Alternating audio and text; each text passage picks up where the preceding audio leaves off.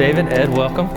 It's good to have you guys here. We're listening to a song called Forgiven today, and the first time I heard this song, it just wrecked me. So good. Me too. I mean, I could just saw a picture of the church singing this thing and going around the world, and the statement it makes is just so good. So I'd love to hear the story behind it and kind of how it kind of birthed. It was just you two writing it, right? Yes, that's true. I don't know. Every time I get in a room with this guy, it's like magic. He's like a wizard, like Harry Potter kind of thing, man. What's going on over there? I don't know.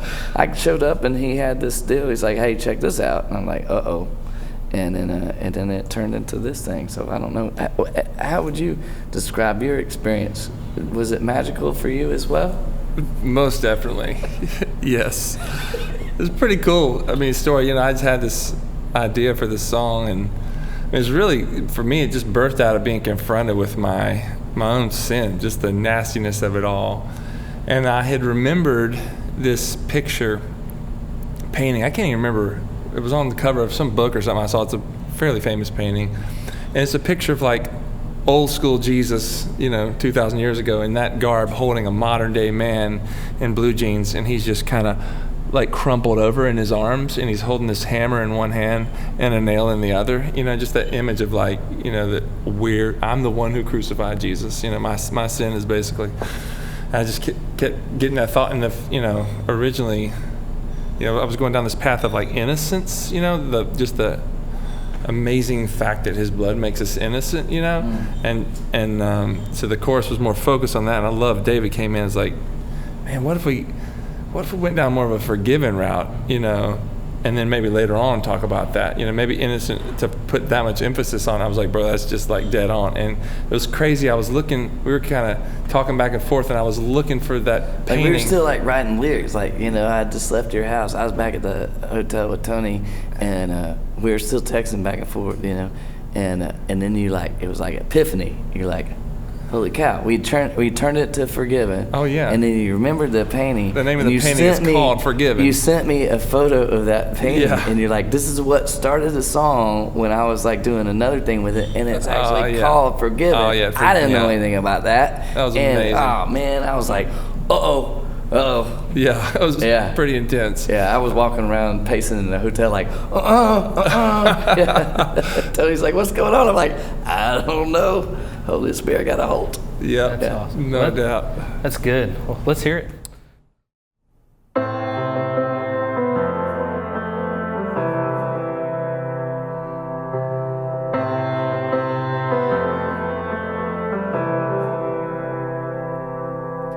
I'm the one who held the nail. It was cold between my fingertips.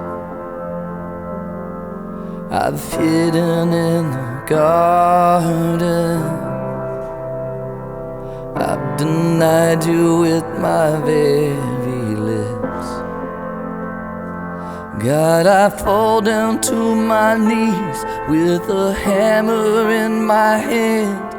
You look at me, arms open. Forgiven, forgiven. Child, there is freedom from all of it. Say goodbye to every sin. You are forgiven.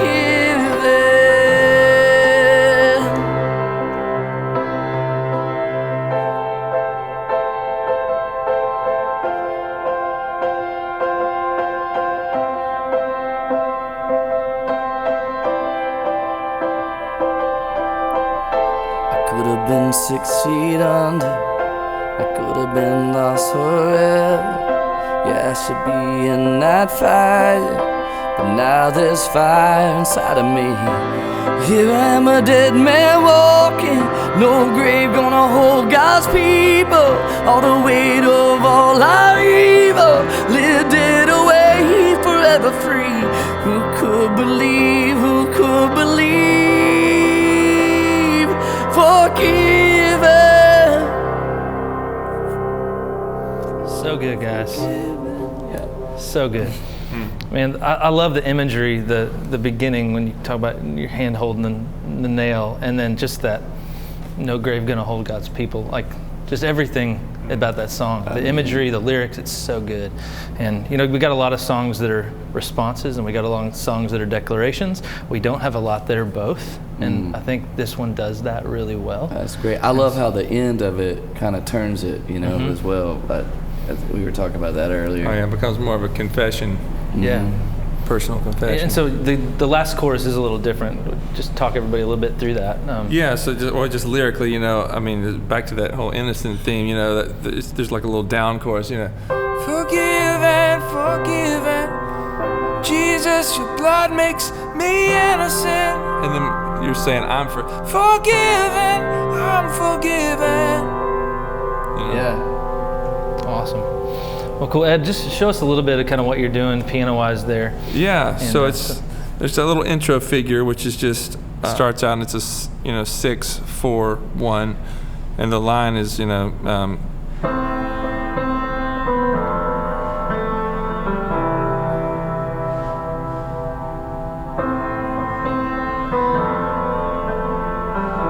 it's just C B A or G E. And then the verse chords are 6, 4, 1, 6, 4. Same thing.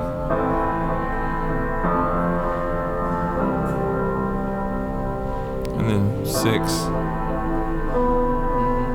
4. And the pre-chorus goes to a 6 with a little melodic figure underneath it if you want. That's a 6, into a 4, and then to a 1, and then to a 5. And then the chorus is a 1. Yeah, it's a version of a 5/7, so. And then a 6, and then a 4, and then a 6, say goodbye, and then a 5, 2, and then to the hook again. Awesome. Yeah. And what's the bridge? Because there's that cool little piano thing happening. Yeah, so, I mean, there's a lot of delay on this piano, but it's just pretty simple. I'm just playing like a C chord, C, E, G, with over an A,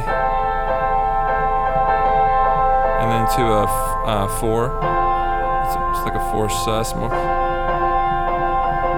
and then to a 1, and then to a 3 minor. That's the chords. So yeah, the first chord again, and the second chord, and the third, and the fourth. So you're just going between the 2 and the 3 in the middle of that chord. Yeah, exactly. Just yeah. And moving your Because I'm lazy. That sounds awesome. Just leave it right there and see what things fall down. Awesome. Well, thank you guys for coming and sharing and pushing through on Absolutely. this one. I can't wait for the church to have this. Thank you. Great. Forgiven, I'm